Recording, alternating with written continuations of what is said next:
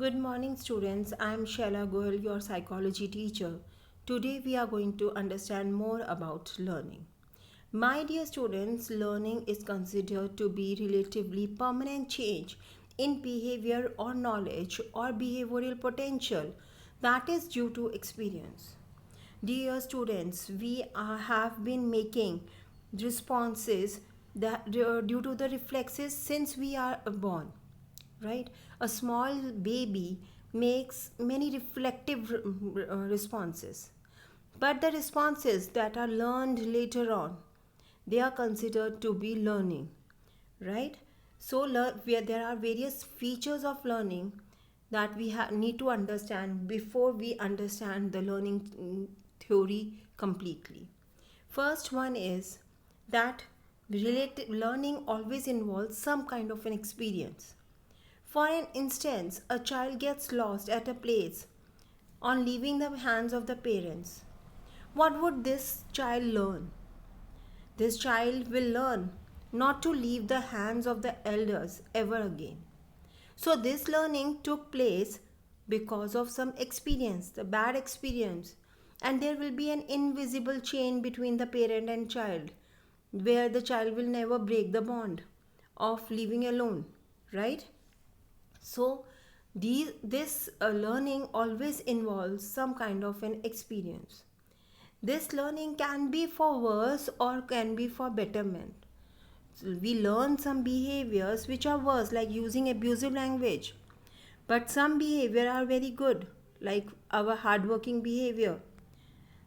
Now, second point is behavioral changes that occur due to learning are relatively permanent and are different from temporary behavioral changes caused by habituation, drugs, or fatigue. For example, take a case where there is a marriage procession going on near your home, or there is a sankirtan near your home. What will happen? This noise will disturb you continuously. This noise will create a orienting reflex. Okay, these reflexes make the weaker and weaker and eventually become undetectable. This is kind of a behavioral change where you are not observing the noise that is coming and you are able to sleep or you are able to study. Because of your orienting reflexes, you are making the changes in the way you are looking into the situation, that is the noise, and you start ignoring it, start making the adjustments, and the thing becomes undetectable. This is known as habituation, right? Next example is when a child or when a teenager or when a mature person drinks, then he is in the effect of those drugs or the alcohol or something else, right? Now, these kinds of things can change the physiological functions. And if he has an accident, rash driving, or if he hits the family members, that kind of a reaction is not a daily reaction. It is a temporary reaction due to the physiological change that has happened due to the alcohol or the drugs. So, this is not a learned behavior, this is due to the effect of drugs. The child sleeps on the desk. It is not a habit, it is not an experience. It is the resultant of the fatigue. The child may be sleeping for long, may be studying for long, and when he got tired or she got tired, she slept wherever she was sitting and unknowingly. This is not the effect of learning.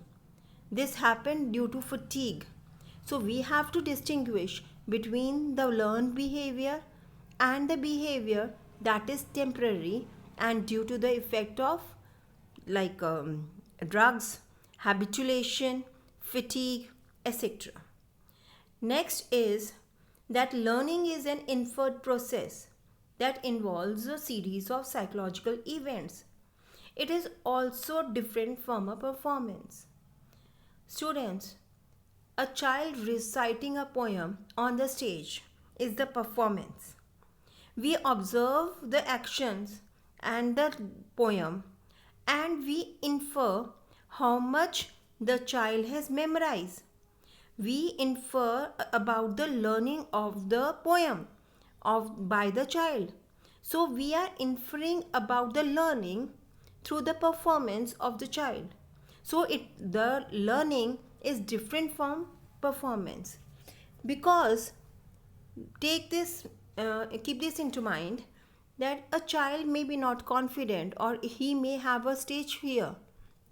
That is why he is not able to speak on the stage, maybe. But he may have learned the poem very nicely. And if you listen separately, if you listen in anywhere else, he may recite it very well. So it is only an inferred process, and learning and performances are different. Understood? So performance is just a way through which others infer about your learning. Understand? Now there is always a sequence of psychological event. Let's take an example. Here, first we give a test where we understand the learning of the person, what he knows before our test, before giving something to do, right? Next, we give a list of words and we ask that person to process the words in a given time limit. He has to repeat it, he has to do something processing in his mind, okay, but the time is limited. What will happen? There will be an acquisition of knowledge, okay, the person will learn something, okay. After that, some time is elapsed, the process information is recalled by the person, okay. We will understand the person's knowledge by comparing the pre-test result and the post-test result, and see what has how much learning has taken place. So there is a sequence of psychological event to understand learning. So students, I hope you have understood the basics of the learning, and learning is involved in everything. There are lots of methods, different methods in which a person learns. In the next class, we will understand other things. Thank you, students.